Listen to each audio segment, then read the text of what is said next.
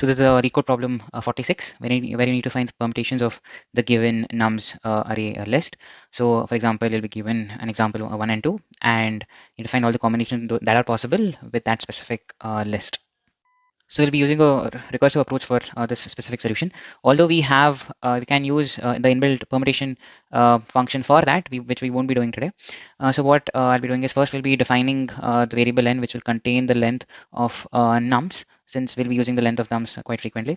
And next we'll be defining your result variable and a temporary variable y, which will be an array.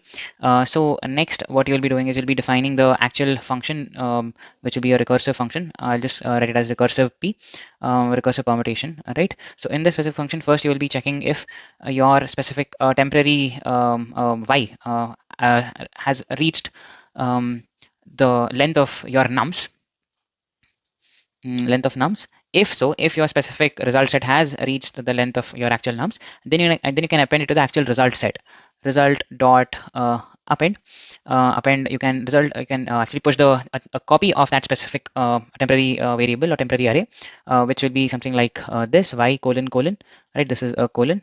So this is how you append a specific copy, and then you can return out of this specific function call, which is a recursive function call, right? So after you do that, you'll be looping through all of the array elements one by one. For I in your nums,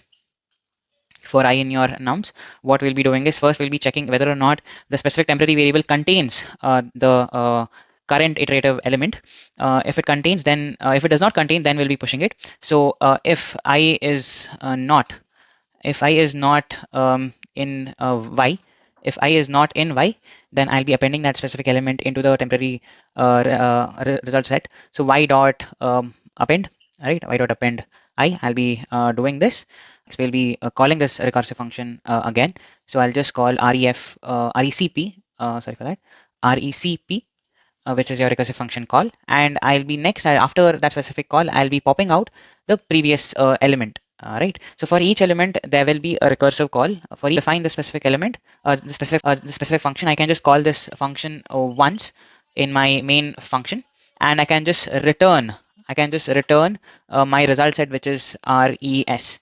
Right. I'll just write this once more, which is res, and yeah, so there will be no is over here. It's only I, if I, it will only be I not in, and yeah, so that's it. That is your solution for your permutation LeetCode problem 46.